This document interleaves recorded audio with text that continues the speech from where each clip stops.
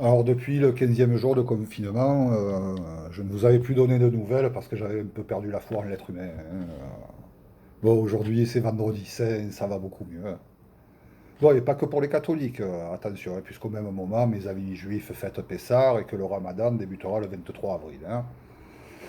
Ça va quand même être particulier ces fêtes cette année, hein, avec le confinement, tout le monde en a marre, hein. Bon, enfin presque tout le monde, parce qu'il y en a qui commencent à trouver ça cool. Ouais, surtout chez les moutons et leur progéniture, hein, oui, parce que dans toutes les religions, à la fin, c'est le mouton qui trinque, hein. Bon, un peu comme en politique, hein, vous allez me dire. Mais j'ai aussi vu des images assez inquiétantes, hein. Ainsi, certains membres de l'archevêché de Paris portaient des casques de chantier pendant la messe à Notre-Dame. La protection divine ne suffirait-elle plus? Bon, mais il n'y a pas que la religion qui m'a redonné la foi, hein. En m'habillant pour sortir, muni de ma précieuse attestation, j'ai eu la bonne surprise de retrouver un billet de 10 euros dans la poche de ma veste. Un peu comme Bruno Le Maire, hein. Lui, il a retrouvé 500 milliards d'euros. Il doit avoir des sacrées poches, le gars, hein. Bon, et c'est quand même dommage qu'il ne les ait pas retrouvés avant, quand les infirmiers, les pompiers, les retraités et les gilets jaunes étaient dans la rue. Et oui, ça nous aurait évité toutes ces manifestations, ces discussions sur les masques, les tests et les places en réanimation. Ah, avant que j'oublie, un petit message personnel pour Darmanin. Arrête d'emmerder les Français avec tes appels aux dons. Tu fais comme le maire, tu fouilles tes poches, tu arrêtes de nous emmerder. Putain, il m'énerve celui-là.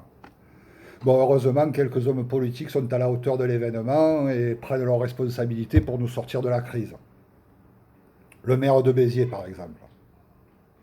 Robert Ménard. Mais il a pris une mesure forte, le gars. Il a fait enlever tous les bancs publics dans Béziers. Les Biterrois sont sauvés.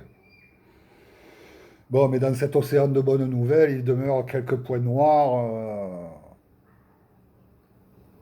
On fait payer des familles pour entreposer des corps au marché de Rungis. Ah non, non, non, non, non, n'attendez pas, il n'y a aucune vanne, hein, c'est la triste réalité, hein. Bon, plus léger, les violences domestiques sont en forte augmentation, hein. Bon, même moi, j'ai craqué, hein. J'ai pris une paire de ciseaux et Monique y a laissé quelques feuilles, hein. Mais plus sérieusement, je voudrais dire à ces tyrans domestiques que s'ils continuent, ils risquent de se retrouver confinés dans une cellule obomètre, surpeuplée, et que là, le confinement, ben, ils vont le prendre dans le...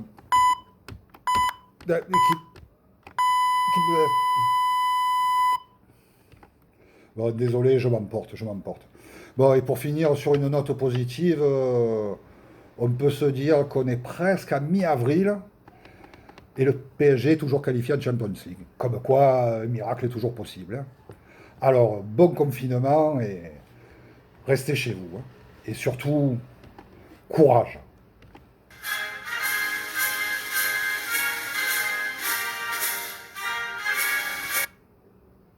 Ah oui, certains se demandent peut-être, oui, j'ai changé la chemise, mais bon, c'est le week-end de Pâques, hein, on a sorti les manches courtes, hein. Allez, courage.